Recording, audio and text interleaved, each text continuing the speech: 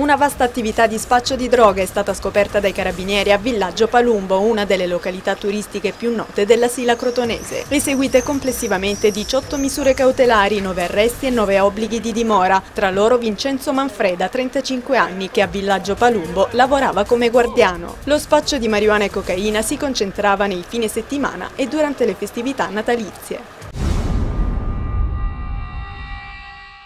Un uomo di 40 anni è stato arrestato questa mattina in un comune della provincia di Cosenza con l'accusa di molestie sessuali ai danni della figlia di 6 anni. È stata la bambina a raccontare prima alla maestra e poi alla mamma le attenzioni che avrebbe subito dal padre, che è separato dalla moglie da qualche tempo. La bambina è stata giudicata attendibile da un neuropsichiatra infantile.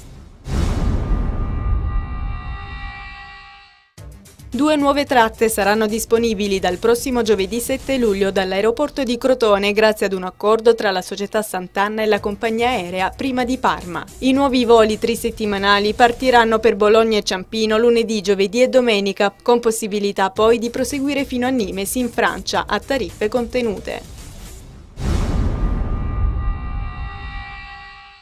Giovedì 28 luglio il mega concerto di Zucchero a Cosenza, unica tappa calabrese del tour, è stato confermato ufficialmente questa mattina nel corso di una conferenza stampa. Al via da oggi e fino alla sera del concerto presso tutti i punti vendita abituali della regione le prevendite per l'esibizione del Bluesman allo stadio San Vito.